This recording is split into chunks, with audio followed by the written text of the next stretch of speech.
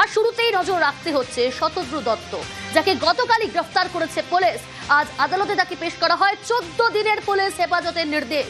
যুব ভারতীতে মেসি ইভেন্টে চরম বিশৃঙ্খলা পরিস্থিতি তৈরি হয়েছিল গতকালই গ্রেফতার মূল উদ্যোক্তা শতদ্রু দত্ত। ধৃত শতদ্রু দত্তকে বিধাননগর আদালতে পেশ করা হয় আজ। তাকে 14 দিনের পুলিশ হেফাজতের নির্দেশ দেওয়া হয়েছে।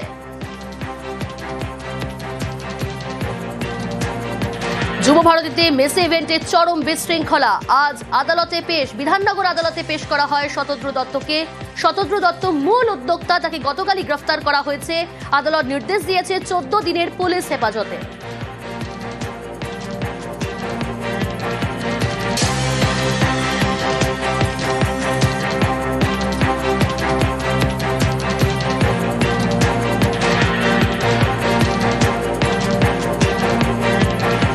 শতদ্রুর আইনজীবীর আজব যুক্তি, আয়োজকের দায় নেই বলেই তার দাবি।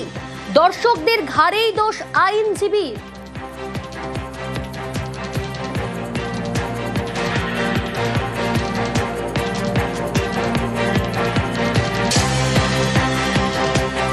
একটা অর্গানাইজারের যা অ্যাক্টিভিটি সেটা ইভেন্ট ম্যানেজারের অ্যাক্টিভিটিস থেকে সম্পূর্ণ আলাদা। একজন মাস্টার ফুটবল প্লেয়ার, যেটা GOAT, তো ওনার কাছ থেকে যে জ্ঞানগুলো পাওয়ার কথা সেইগুলো বাচ্চারা যাতে প্রপারলি পায়, তাই জন্য বাচ্চাদের সঙ্গে একটা সেশন ছিল। উনি ভিক্টিমাইজ হন, সার্কামস্ট্যান্সেস এর উপরে ভিক্টিমাইজ হন, কারণ যে ভ্যান্ডালিজমটা হয়েছে তার সঙ্গে ওনার কোনো রকম ভাবেই সম্পর্ক নেই। ফেলিওর মানুষের টিকিট কাটার ফলে আমি চাইবো যে আমি একেবারে মেসির পাশে গিয়ে ছবি তুলতে পারি।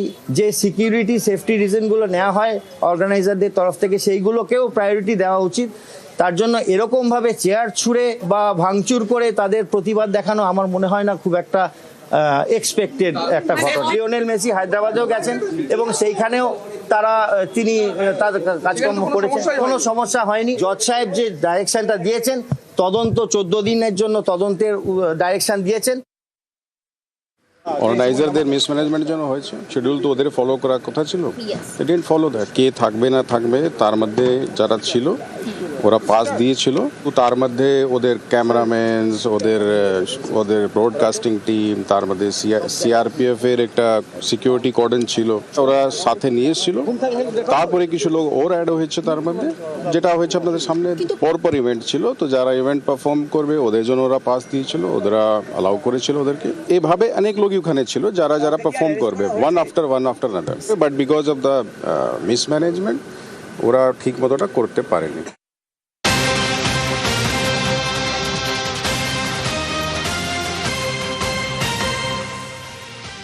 মেসির মেগা ইভেন্টে রণক্ষেত্র যুব ভারতী। মাঠের ভিতর কিভাবে ঢুকলো এত লোক?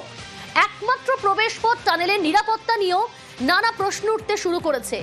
পর্যাপ্ত পরিকল্পনা থাকার দাবি রয়েছে উদ্যোক্তাদের। তারা দাবি করছেন যে পর্যাপ্ত পরিকল্পনা ছিল। নজিরবিহীন বিশৃঙ্খলা, কিন্তু এর দায় কার? আরো ডিটেল জানার চেষ্টা করব। ইরন রায় বর্মন রয়েছে সরাসরি আমার সঙ্গে। ইরন, গতকাল তুমি সকাল থেকে ছিলে, তুমি প্রত্যেকটা বিষয় একদম চাক্ষুষ করেছো সামনে থেকে। তোমার কাছ থেকেই জানতে চাইবো যে নজিরবিহীন বিশৃঙ্খলার ঘটনা ঘটে গেল যুব ভারতী ক্রীড়াঙ্গনে, এর দায়টা কার? অনেকগুলো প্রশ্ন তো উঠতে শুরু করেছে ইতিমধ্যে। দেখো, উদ্যোক্তা তারা বলছেন তাদের কোনো দায় নেই, কারণ তারা সমস্ত নিরাপত্তার ব্যবস্থা করেছেন। তারা দাবি জানাতেই পারেন, কারণ তারা যেহেতু দায়িত্ব রয়েছে এবং তাদের ইতিমধ্যে তাদের বিরুদ্ধে অভিযোগের তীর উঠেছে, তারা বলছেন তারা সমস্ত ব্যবস্থা করেছিলেন। কিন্তু উদ্যোক্তাদের অন্যতম একজনের সঙ্গে আমরা কথা বলেছি, তিনি যে বিষয়গুলো জানিয়েছেন সেগুলো প্রত্যেকটা বিস্ফোরক। কি?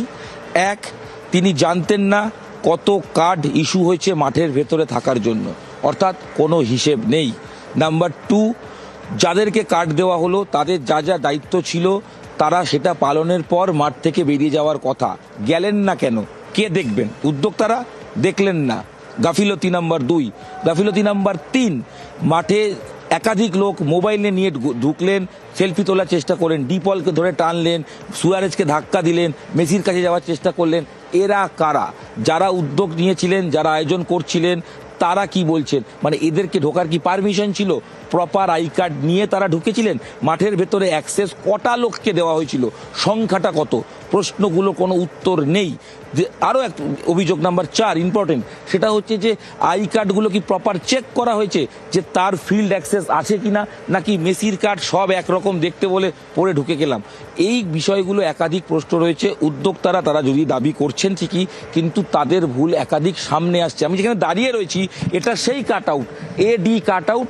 এখান দিয়েই গতকাল সকালবেলা মেসি প্রবেশ করেছিলেন। এই নীল কার্পেট রাখা হয়েছিল মেসির জন্য, সরাসরি মাঠে ঢুকে যান মেসি।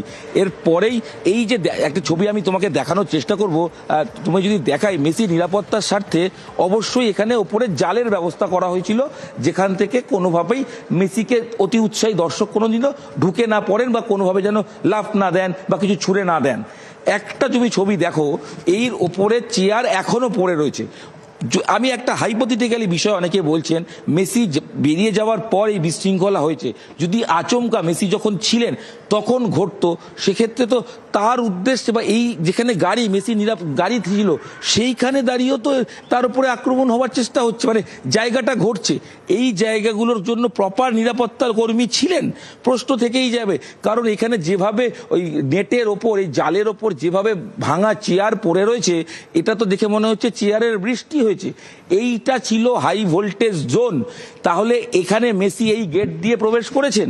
যদি মেসি এখান দিয়ে যখন প্রবেশ করেছেন, সবচেয়ে হাই সিকিউরিটি এখানে থাকা উচিত। কোথায় ছিলেন তারা? এই ঘটনা যখন ঘটলো তারা কেউ বাধা দিলেন? তারা কি মেসি চলে যাওয়ার সঙ্গে সঙ্গে সিকিউরিটিরাও চলে গেল? এই প্রশ্নগুলোর উত্তর তো নেই। কিভাবে, কখন, তারা কি দায়িত্ব পালন করলেন? এবং এর আরো গুরুত্বপূর্ণ অভিযোগ উঠছে, মেসির গাড়ি যখন প্রবেশ করে তখন আচমকা নাকি এখানে যারা নিরাপত্তার দায়িত্বে ছিলেন তারাও নাকি ছবি তুলবেন বলে এগিয়ে যান। সেখানেও সেই ছবি কিন্তু দেখা যাচ্ছে, বিভিন্ন ভাইরাল হওয়া ভিডিওয়ে দেখা যাচ্ছে তারাও মোবাইল, মানে নিরাপত্তার দায়িত্ব ছেড়ে দিয়ে তারাও মোবাইল হাতে ছবি তুলতে চলে যাচ্ছেন। তাহলে পেছন থেকে আরো একজন দুজন ঢুকে যাচ্ছেন। তাহলে দায়িত্ব যাদের, তারা পালন না করলে এইরকম ঘটনা ঘটার সম্ভাবনা থাকে, যেটা বিশৃঙ্খলার পরিণত হয়, যেটা গতকাল ঘটেছে। তাই একাধিক এখন উদ্যোক্তাদের দায় ঠেললে হবে না, দায় ঠেলাঠেলি করলে হবে না। যে প্রশ্নগুলো ইতিমধ্যেই উঠতে শুরু করেছে এবং যে প্রশ্ন এবং যে গাফিলতির কথাগুলো হিরণ খুব সুন্দরভাবে তুলে ধরলো আমাদের প্রতিনিধি, কারণ সে কালকে পুরোটা সামনে থেকে দেখেছে এবং তারপরে খুব স্বাভাবিকভাবে একজন সাধারণ দর্শক হিসেবেই এই প্রশ্নগুলোই কিন্তু উঠে আসে।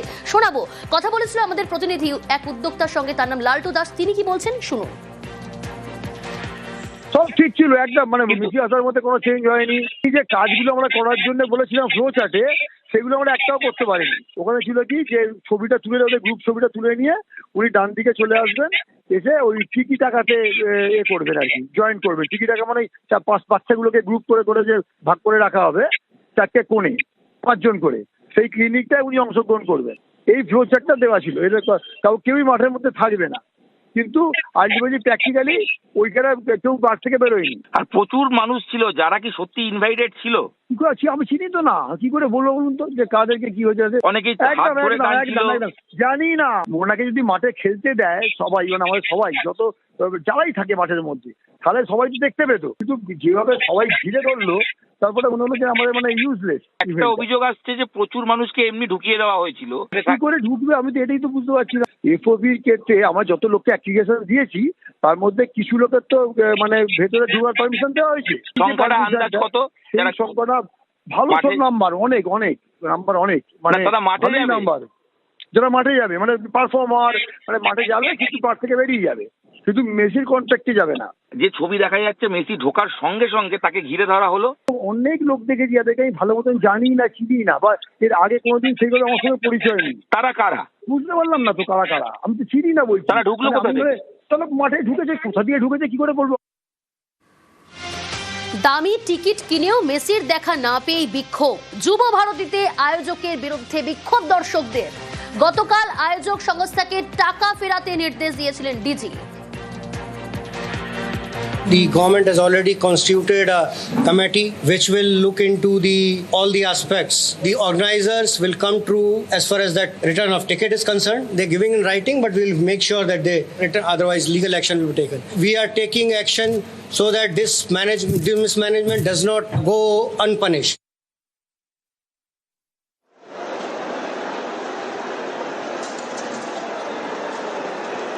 গতকাল টাকা ফেরানোর প্রতিশ্রুতি দিয়ে সোশ্যাল মিডিয়ায় পোস্ট করেন আয়োজক শতদ্রু দত্ত, তবে পরে সেই পোস্ট মুছে দেন।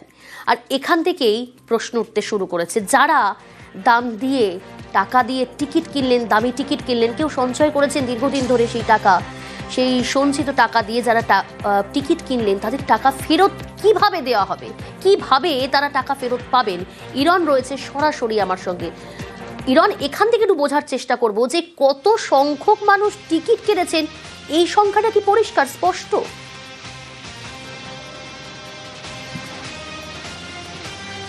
একদম সঠিক প্রশ্ন। ডিজির নির্দেশ টাকা ফেরত হবে এবং শতদ্রু দত্ত সোশ্যাল মিডিয়ায় পোস্ট করলেন যে আমরা দুঃখিত, কলকাতা সব টাকা ফেরত দেব। দুঃখ প্রকাশ কয়েক মিনিটের মধ্যে ডিলিট হয়ে গেল এবং তিনি তার পরিণতি হয়তো বুঝতে পারছিলেন এবং আলটিমেট তিনি গ্রেপ্তার হয়েছেন।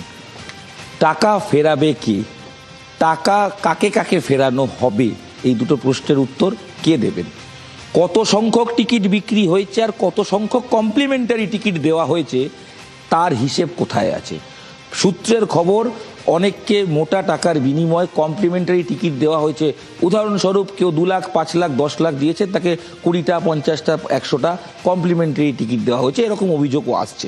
সেক্ষেত্রে কমপ্লিমেন্টারি টাকার টিকিটের কোনো টাকা ফেরত নেই, তাই যে টাকার বিনিময়ে নিলেন সে টাকা ফেরত পাবেন না। আর প্রপার যারা কিনলেন তারা কোথায় গিয়ে যোগাযোগ করবেন? বর্তমানে দাঁড়িয়ে আজকে মুম্বাই ইভেন্টটা চলছে, মেসির ইভেন্ট কিন্তু হচ্ছে। শতদ্রু দত্ত ছাড়া যারা উদ্যোক্তা হিসেবে ছিলেন, এই লালটু দাস, সুপ্রিয় দাশগুপ্ত এবং অনেকেই যারা শতদ্রুর বন্ধু বা তাদের সঙ্গে কাজ করেন, একসঙ্গে থাকেন। এবং একটা জিনিস মাথায় রাখতে হবে, শতদ্রু দত্তের প্রোফাইল যখন তুমি চেক করবে, তার যখন ব্যাকগ্রাউন্ড চেক করবে, সে কিন্তু সবসময় নিজের ক্লোজ কয়েকজনকে নিয়েই ঘোরাফেরা করেন, তাদেরকে নিয়েই তিনি কাজগুলো করেন এবং কলকাতা বা সব জায়গায় বিভিন্ন ইভেন্ট ম্যানেজমেন্টকে দায়িত্ব দিয়ে দেন, তুমি এইটা সামলাবে, তুমি ওটা সামলাবে, এইভাবে। এবার তিনি সেটা করেন।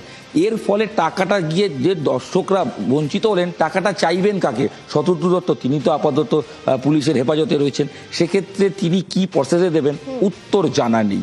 যারা উদ্যোক্তারা, তারা বাকি উদ্যোক্তা তারা অন্য কাজটায় ব্যস্ত, মানে অন্য পার্টের মেসি অনুষ্ঠানে ব্যস্ত। সেক্ষেত্রে তারা কি অফিসিয়ালি জানাবেন? কোথায় জানাবেন? নির্দিষ্ট কোনো শতদ্রু দত্তের অফিস কি আছে বা কোনো এই সংস্থার অফিস?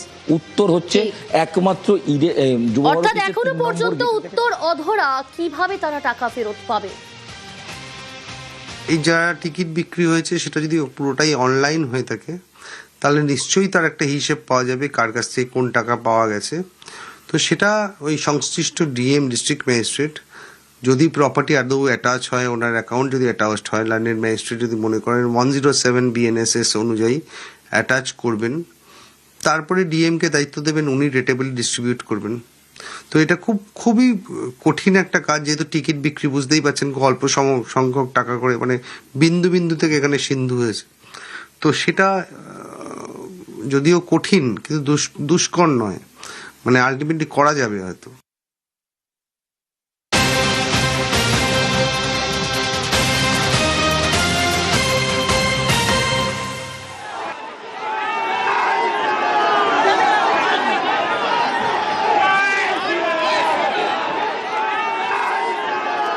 যুব ভারতের বিশৃঙ্খলায় ষড়যন্ত্র, বিজেপির বিরুদ্ধে অভিযোগ কুণাল ঘোষের। বাংলাকে বদনাম করতে ষড়যন্ত্রের অভিযোগ কুণাল ঘোষের।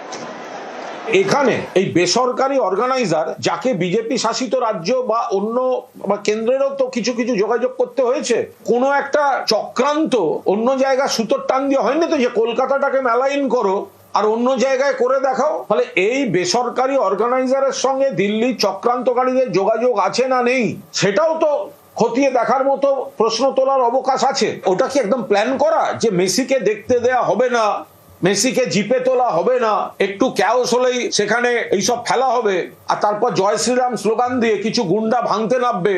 এটা তো তদন্ত সাপেক্ষ, কারণ বিজেপি নানাভাবে বাংলাকে বদনাম করার চেষ্টা করছে। এই মুহূর্তে টেলিফোন লাইনে যোগাযোগ করতে পেরেছি বিজেপির মুখপাত্র দেবজিৎ সরকারের সঙ্গে। নিউজ 18 বাংলায় আপনাকে স্বাগত জানাই। প্রিয়াঙ্কা কথা বলছি স্টুডিও থেকে। কুণাল ঘোষ এই অভিযোগ করছে বিজেপির বিরুদ্ধে, তিনি বলছেন ষড়যন্ত্রের অভিযোগ, বাংলাকে বদনাম করতে এই ষড়যন্ত্র করেছে বিজেপি, কি বলবে? শোভন বাবু তৃণমূলে যোগ দেওয়ার পর থেকে কুণাল বাবুর মাথাটা খারাপ হয়ে গেছে, এবারে পরিষ্কার বোঝা যাচ্ছে। ওই যে আবেদন, সেই আবেদন তিনি আর রাখতে পারছেন না। শোভন বাবু কেন যোগ দিয়েছেন তৃণমূলে আবার, এটাই সমস্যা। তা না হলে এইরকম পাগলের প্রলাপ কুণাল বাবু করছেন কি করে? ঘুরিয়ে তো উনি তৃণমূল কংগ্রেস কি, ওনারই তো দল, সেই তৃণমূল কংগ্রেসকেই তো উনি মেলাইন করছেন। আমরা যা বলেছি কুণাল বাবুর বক্তব্য তাকেই সমর্থন করছে। আমরা বলতে চাই এই ষড়যন্ত্র যদি কিছু হয়ে থাকে তার জন্য পুরোপুরি দায়ী রাজ্য সরকার এবং তার 1-2 মন্ত্রী, যারা কিনা নিজেদের এবং তার সঙ্গে এমএলএও আছেন, এমপিও আছেন, এই তৃণমূল কংগ্রেসের যুক্ত, যারা কিনা নিজেদের পরিবারের সবাইকে দাঁড় করিয়ে মেসির সঙ্গে ছবি তুলিয়েছেন বিনা পয়সায় প্রায়, উদ্যোক্তাদের সঙ্গে বা আয়োজকদের সঙ্গে যোগসাযোগ করে। অন্যদিকে যারা 10,000 20,000 টাকা দিয়ে তিল তিল করে সঞ্চয় যা করেছিলেন তা ভেঙে যুব ভারতীতে মেসিকে দেখতে গিয়েছিলেন, তারা বঞ্চিত হয়েছেন। এর জন্য পুরোপুরি তৃণমূল কংগ্রেস দায়ী এবং এর উত্তর তৃণমূল কংগ্রেস ভোটে ফেরত পাবে। তৃণমূল কংগ্রেস ভোটে হারবে, 26-এ নির্বাচনের উত্তর পাবে। বেশ, অনেক ধন্যবাদ।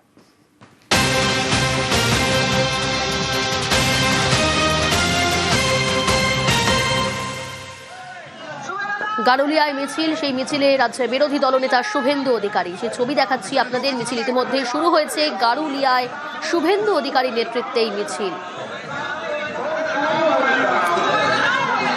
বিজেপি কর্মী সমর্থকরা তারা উপস্থিত হয়েছেন। গারুলিয়ায় শুভেন্দু অধিকারীর নেতৃত্বে মিছিল।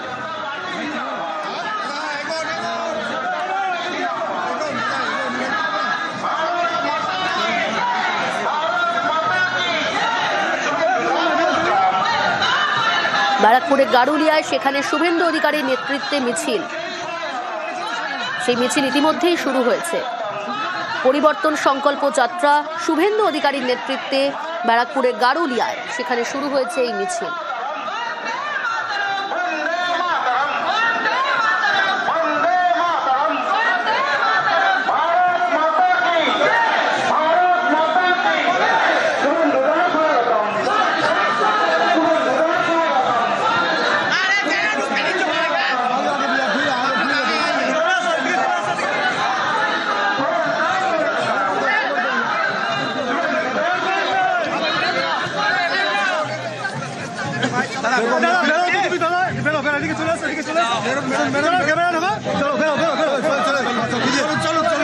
ব্যারাকপুরের গারুলিয়ায় সেখানে শুভেন্দু অধিকারীর নেতৃত্বে মিছিল, সেই মিছিল ইতিমধ্যেই শুরু হয়েছে।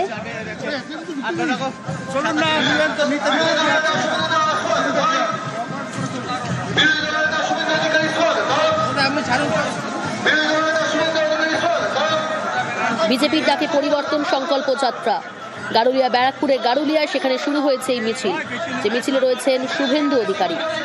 রাজ্যের বিরোধী দলনেতার নেতৃত্বে এই মিছিল পরিবর্তন সংকল্প যাত্রা।